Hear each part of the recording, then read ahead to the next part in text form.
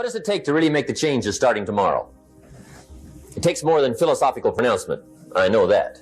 It also takes more than enthusiasm. I know we're hearing a lot about enthusiasm these days, but see, that just won't do the job.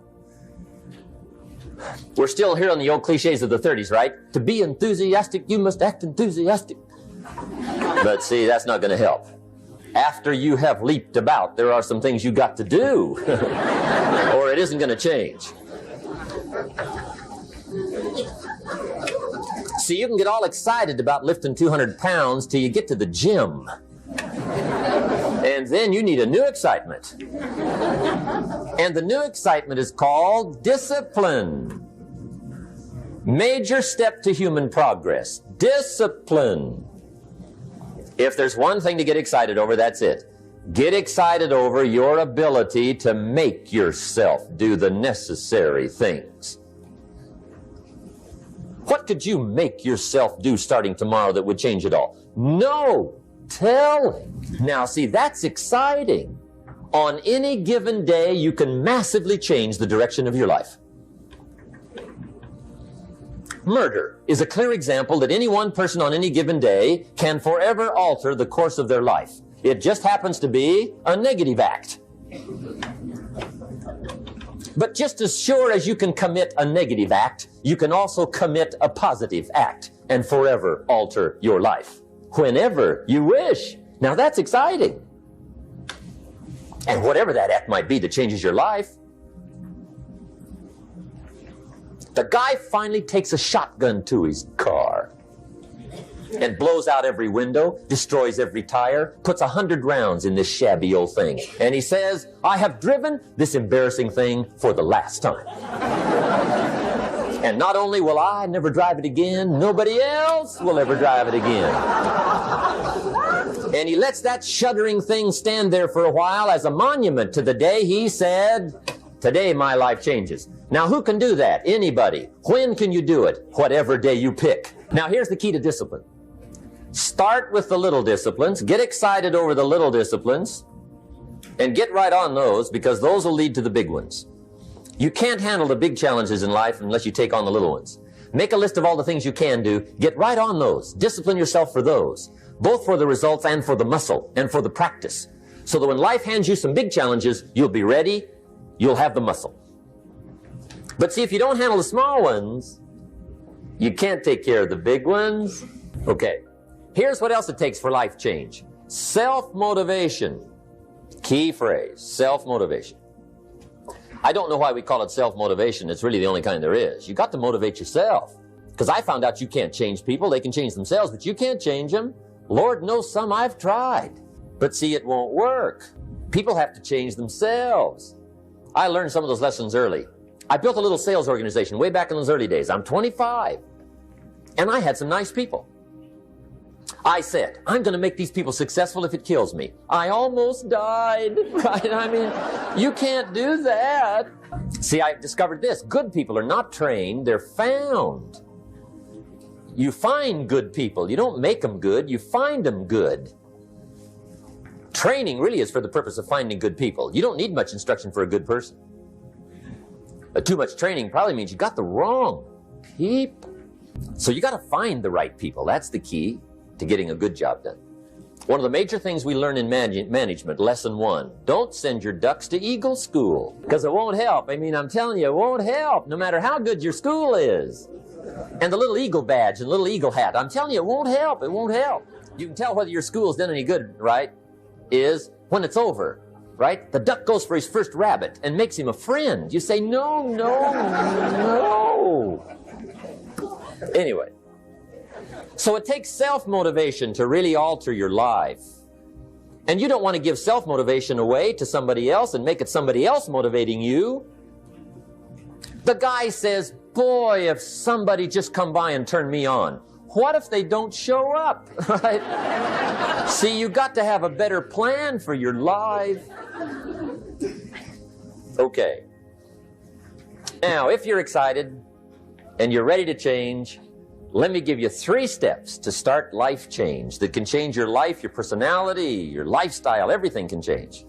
Here's the steps. Number 1, find out how things work. First key to doing better is find out. To change your life, really, you need ideas. There isn't anything an idea can't change. And Schultz taught me the major problem is lack of an idea, not a problem. At first, I didn't have any money. I said to Mr. Schultz, I don't have any money. He said, that's not a problem. Now, see, up until then, I always thought it was. Right? I was confused. He said, no, the problem is lack of an idea on how to create money and wealth. It isn't lack of money, it's lack of ideas. So if you get the ideas, see, you can change anything. Now, to get ideas, you need a constant study of finding out. Now, Schultz also said, when you find out something that works, put the information in your journal. Don't use your head for a filing cabinet. Put it in your journal so that you can do the next best thing. Repetition, repetition, repetition. Go over it. And if you repeat it, go over it, sure enough, someday, some mysterious day, the idea takes root, starts to grow, and shows up in your bank account, and your dress, and your personality, and your lifestyle. But capture the ideas in your journal. Find out how things work. Schultz gave me this word for my life change. He said, study. Great word. If you wish to be successful, study success. If you wish to be happy, study happiness. If you wish to be wealthy, study wealth. Don't leave it to chance. Make it a study. Some people just go through the day with their fingers crossed. See, that won't do it. You've got to study the things that can change your economic, social, spiritual, personal life. Now, here's a qualifying phrase. And we'll have several of these qualifying phrases throughout the seminar. Here's the first one. You may not be able to do all you find out. I understand that. You may not be able to do all you find out, but you should find out all you can do. See, you don't want to wind up at the end of your life and discover that you've lived only 1/10 of it. And the other 9/10 went down the drain. Not for lack of opportunity, for lack of information. So that's number one, find out how things work. Now here's the best human virtue for finding out, curiosity. Make a note of that. Curiosity, be curious. You might add a word to it that'll help. Childish curiosity. What kids do if they want to know something bad. Love you, that's the phrase. They can ask 1,000 questions. You think they're through? They got another 1,000. They'll drive you to the brink. It's a virtue. When you gotta know, be like a child. In fact, Jesus, the master teacher, said, unless you can become like little children, you might as well forget it. You don't have a prayer. Excellent advice. You got to be like children. 4 ways, in my opinion, to be like a child. Number 1 is curiosity. Number 2 is excitement. Get excited like a child over your ability to make yourself do anything for change. 3rd is faith. Have faith like a child. Adults are too skeptical. And 4th is trust. Trust is a childish virtue, but the rewards are incredible. So be like a child. Now, if you're curious, let me give you 3 ways to find out how to change anything. Any life direction, any dimension. Here's 3 ways to find out how to change anything. Number 1 is to read.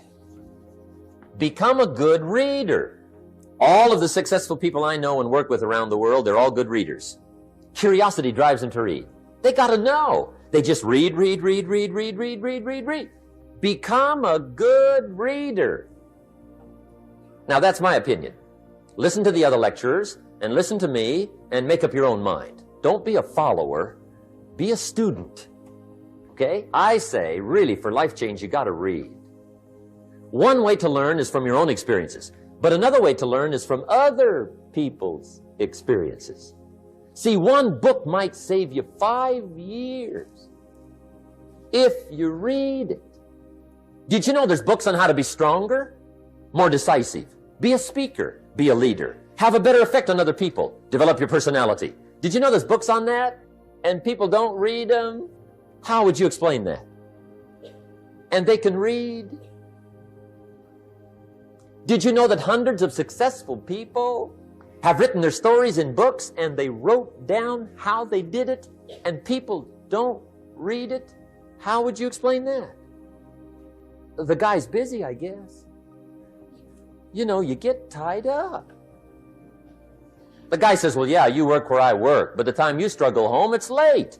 You got to eat a bite of supper, watch a little TV, get to bed. You can't sit up half the night reading. and the guy's behind on his car payment. Good worker, hard worker, sincere. But you got to be better than sincere and work hard. Otherwise, at the end of your life, you'll wind up cold, stony broke. You got to be better than a good worker. You got to be a good reader.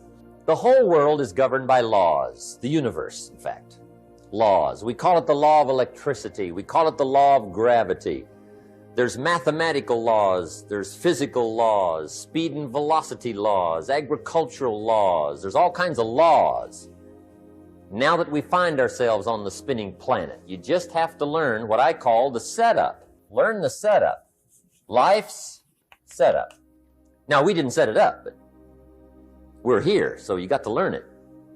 And we should learn the setup for two basic reasons. Number one, to keep from getting hurt. It's one of the major reasons for learning, so you won't get hurt. See, economically, socially, personally, you can get hurt just not knowing. Ignorance is not bliss. Ignorance is poverty. Ignorance is tragedy. You got to know, or you're going to get hurt. It's good to know not to walk out the 10-story window. That's excellent information. Now, what if a guy didn't know and he walks out? Now he's dead at the bottom. Somebody says, well, the poor guy didn't know. You got to know, or you're going to get hurt. Now, here's a parenthesis. You don't have to like the setup. I don't ask you to like how it is. That's not what's important. But it is important to learn how it is. Okay, so you don't have to like it, but you should learn it. That's what I tell the kids, right? Make sure you get the information. What you think about it, that's up to you. What you're going to do with it, that'll soon be up to you. But make sure you get it. See, there's nothing worse than being stupid. Nothing. I mean, being broke is bad, but being stupid is awful. And what's really bad is being broke and stupid, right? That's about the end of the world. I mean, there isn't anything much worse than that. Unless you're sick. Sick, broken, stupid. I mean, that is it, right? There's nowhere else to go. So make sure you get the information. It's key. You don't have to like it, but learn it. If this big monstrous thing lifts up in the sky, hangs there for a little while, cuts loose, comes crashing down, boom, shakes the ground for 5 miles. And then this big monstrous thing lifts back up in the sky, hangs there for a little while, cuts loose again, comes crashing down, boom, shakes the ground for 5 miles. It just keeps doing it, this big monstrous thing, lifting up and then crashing down, boom. Now, you might come along one day and say, that's got to be a stupid arrangement, which is okay. You're entitled to your opinion. But the first thing you should learn to do is get out from under it, right? That's number one. You might have a great moral argument. You might want to shake your finger at the sky, but do it from over there, right? So you don't get smashed. It's called your basic smart. So number one, learn so you won't get hurt. Whether you like it or not, learn. Now here's the second reason for learning, the setup, to benefit. It's called the plus of life. And that's what life is, right? Both minus and plus. The minus is tragedy, heartache, misery, failure, unhappiness. But life is also happiness, prosperity, good feelings. So here's the key. Learn to get on the good side of the way things work. Now here's two of the basic laws, and we'll take our break. Shof taught me these. They come from the Bible. Now again, I'm an amateur, okay? When it comes to the Bible, I'm not a pro. So you'll sort of have to take my way of putting it. But here they are. The first one is the law of use. The law of use. And it goes something like this. Whatever you don't use, you lose. Lack of use causes loss. On this planet. Maybe not the next one, but on this one. If you tie your arm to your body, leave it there long enough, you'll never use it again. It's over. For the arm. Now, it may not be over, but it's over for the arm. The only way to keep the use of this arm is what? Keep using it. If you quit, you lose. Automatically. You lose automatically when you quit. Now, the same thing that goes for your arm goes for your brain, mentality. The same thing goes for all the human virtues. Ambition, unused, declines. Strong feelings, unused, diminish. It doesn't grow, it diminishes. Faith, unused, decreases. It's a law. Vitality, unused, diminishes. Energy, unused, decreases. The guy says, well, I'm going to save up my energy. You can't do that. That's like trying to save today, put it on the end of the year. See, you can't do that. They'll come take you away. If you don't use today, what? It's lost. The guy says, well, I'll work twice as hard tomorrow to make up for it. See, that's foolish. You could have done that anyway. Today unused is lost. A talent unused is lost. An ability unused is lost. So here's one of the key expressions of the evening. Take a new inventory of yourself. Starting tomorrow, new project. Take a new inventory. And make sure that all of your talent and ability and mentality and ingenuity and vitality and strong feelings, faith, courage, make sure that all you've got's being used. Otherwise, you lose. Now, one of the best illustrations of the law of use is a Bible story called the parable of the talents. The talent story. Interesting story if you haven't read it in a while. Just review it. It's a good story. An ancient story. It says there was a master with 3 servants. He got them together one day and he said to the 3, I've got these talents. And in those ancient days, a talent was a measure of gold. And he said to the 3 servants, take these talents and see what you can do with them while I'm gone. He said, I'm taking a journey and I'll be gone for a while. When I come back, we'll get together, go over the book, see how you did.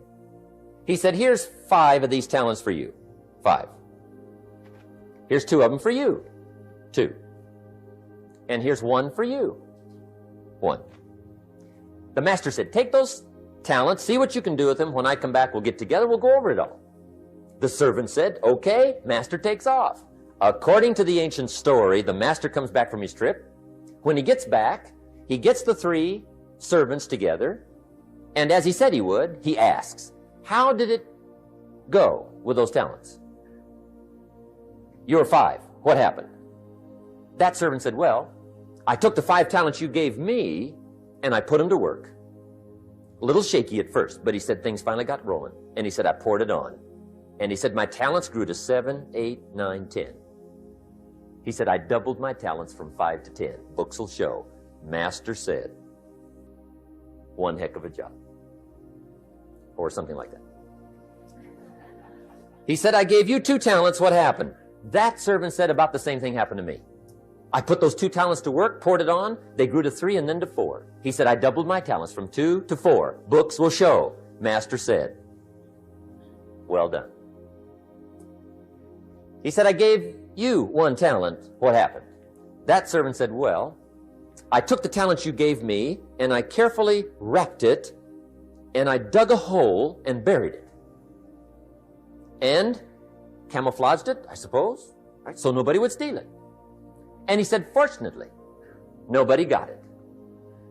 And he said, I knew you were going to be here today, so I dug it up. Here it is, safely wrapped. I did not lose it while you were gone. According to the ancient story, the master said, take that talent away from him and give it to the man that's got 10. Now you might say, well, I don't like that arrangement. The poor guy's only got 1 talent. He's already got 10. It ought to be more even. Remember, I didn't ask you to like it. But this one I would ask you to learn, because it simply means whatever you do not employ, you forfeit. It's a law. So learn well the law of use. Now here's the second one. Second law from the Bible. This one we've heard since we were small, I'm sure. It's called the law of sowing and reaping. In fact, we've probably heard it so often we could quote it. It says, whatever you sow, what? You shall reap. Fairly blunt, hopefully clear. Here's my first suggestion on the law of sowing and reaping. Don't try to beat it. You might as well try sitting on the sun in the morning. Keep it from coming up. You'll have better luck. Whatever you sow, you reap. Now, for a fair share of my life, I'm a bit mixed up on how all this applies. Among a lot of things I was mixed up on. I knew I wasn't reaping too good. That I understood. My problem was I was confused about what was causing it. Remember me with the funny list? I thought those are the reasons why it isn't working out well. And then Mr. Schoaf gave me the clue that helped me figure it all out. He said, Mr. Rohn, I have another answer for you. There's another way to quote this law that'll show you where the problem is so you can go to work on it right away. All you need to know is where the problem is, then you can go to work on it. So he quoted me the law another way, and I found out what my problem was. Here's the way you quote the law. Whatever you reap is what you've sown. Now I knew what my problem was. Whatever you reap is what you've sown. If you don't like the crop, who do you look up? Answer, whoever planted it. And where do you find who planted your crop? Answer, in the mirror. What I finally learned to do come fall was to go to the mirror. That's where you go.